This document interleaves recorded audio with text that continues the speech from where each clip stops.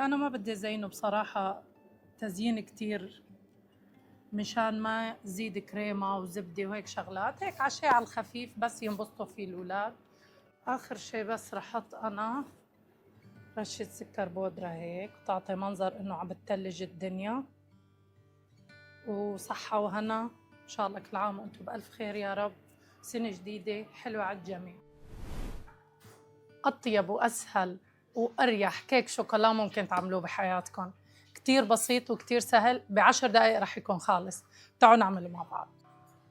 أول شي بس نخلو المواد الجافة مع بعض، الطحين والكاكاو ندمجوهم مع بعض والبيكنج باودر والبيكنج صودا. كل المكونات بالتفصيل رح أكتب لكم إياها بالكابشن تحت الفيديو. بعد ما ننخل المواد الجافة كلياتها رح نخلط كل المواد السائلة مع بعض باستثناء المي السخنة، كله سوا.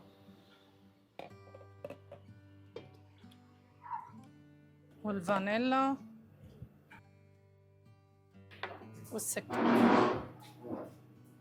نخلطهم مع بعض بالويكس اليدوي هيك بس. طبعا حتى اذا حطيتوا السكر مع المواد الجافة عادي بعد ما تنخلوهم، لانه رح يدوب. هلا رح نحط مي سخنة فرح يدوب وما في داعي اكثر من هيك لتحريك. بعدها رح ضيف المواد الجافة دفعتين كلهم سوا عادي، يعني هي حلاوتها انه عن جد سهل تعملوها.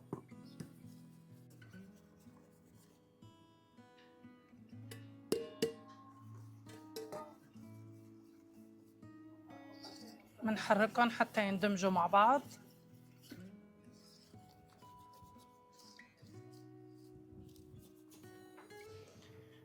بعد ما خلصنا تحريك المواد مع بعض بنضيف لها مي سخنة مع قهوة سخنة تماما، ليكو بخار طالع منها أصلا.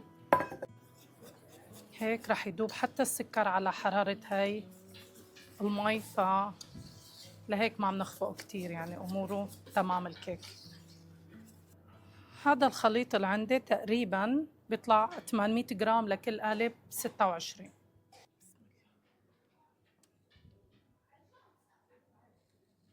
حرارة الفرن على 170 أو 165 إذا فرنكم حامي، بلا مروحة، تقريباً من 30 ل 40 دقيقة حسب كل فرن وحسب سماكة الخليط اللي حاطينه.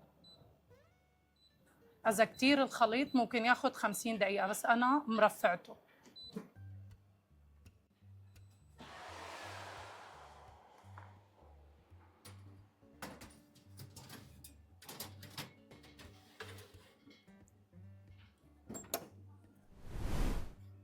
كيكة الشوكولات سهل كتير اللي علمتكم إياها، قررت أعمل فيها بلاك فورست. رح أحشيها كرز، وحسب حموضة الكرز عندكم تقريبا نص كيلو بتاخد نص كاسة سكر، فأنا عاملة كمية أكبر، عاملة كيلو. رح أحط لها كاسة سكر وأغليها على النار، طالع السيروب تبعها ميته، سقي فيهم الكيك واترك الكرز لأحشي فيه. طبعا بتزيدوا سكر بتقللوه حسب الكرز اللي عندكم، انتو بتقرروا هذا الشيء، بس تقريبا نص كيلو نص كاسة. طبعا حطوا له معلقة ليمون أو معلقتين، بيعطي هيك ركازة بالطعم، حموضة طيبة.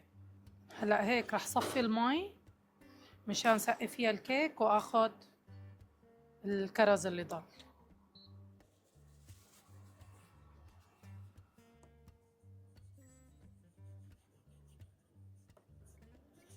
هاي الكيكة كتير طري كتير ناعمة، لهيك ديروا بالكم انتوا عم تقطعوها، يعني ممكن تفرط منكم بأي لحظة.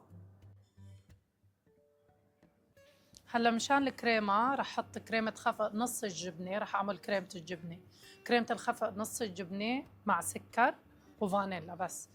رح اكتب لكم المقادير تحت. اول شي رح اخفق الكريمة لحال مع السكر، بعدين اخفق الجبنة شوي واخلطهم مع بعض. انا عم بستخدم كريمة حيوانية، اكيد بردوها قبل ما تخفقوها مشان تطلع معكم تمام. هلا بعد ما خفقت الكريمة وجهزت رح احط الجبنة كمان اخفق.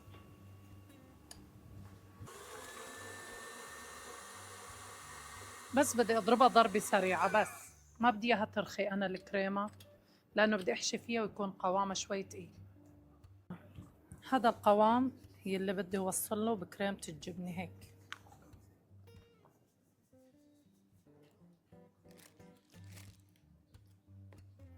هلا مية الكرز يلي شلناها على طرف راح سقي فيها شوي الكيك. هذا الكيك ما بتحمل كتير تسقايه، شوي يعني سقوه.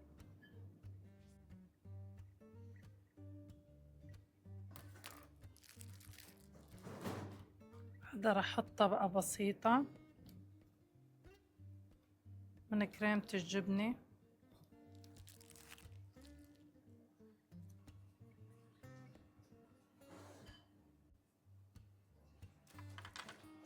راح اعمل اطار حوالين الكيكة بالجبنة.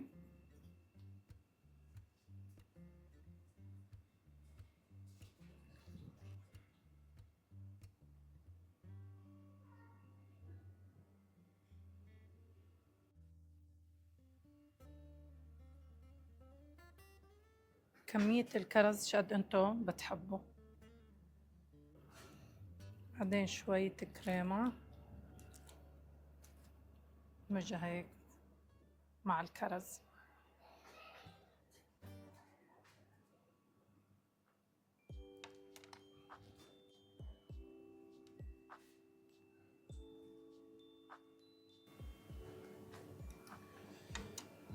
بنجيب الطبقة الثانية وبنحط وبنعيد نفس الخطوات تماما.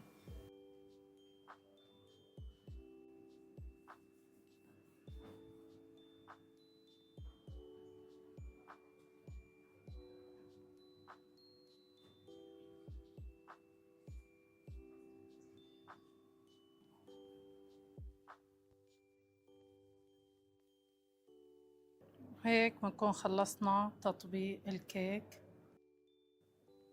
هلا بس بنعبيه شوي من اطراف وخلاص.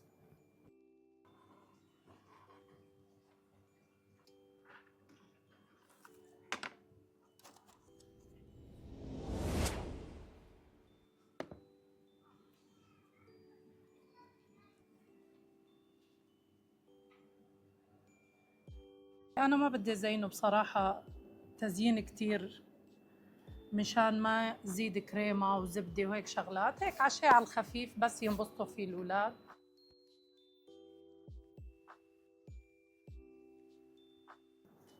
وكمان فينا نحط من هدول هيك جنب الشجرات.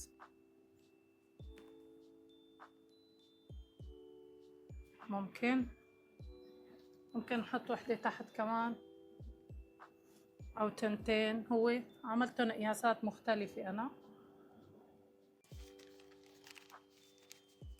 آخر شي بس رح أحط أنا رشة سكر بودرة هيك تعطي منظر إنه عم بتلج الدنيا.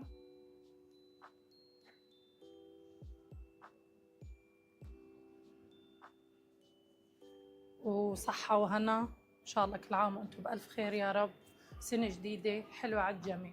وهون عندي هذا المية الكرز اللي سقيت فيها الكيك، ضل منه شوي، حبيت أعمله هيك شوية نشا مشان نحطه على الكيك بس نقطعه طبعا وناكله معه، رح يطلع طعمته كتير طيبة. شوفوا أصلا لونه لحاله بجنن.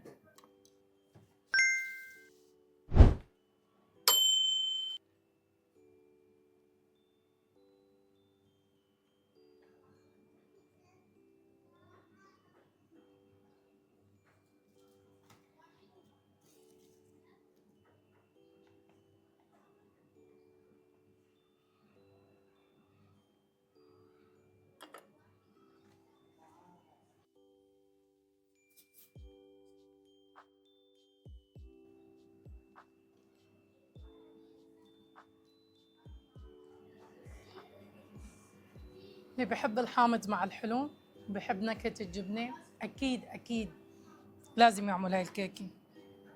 طيبة كتير، لذيذة كتير، صراحة ناعمة كتير وطرية.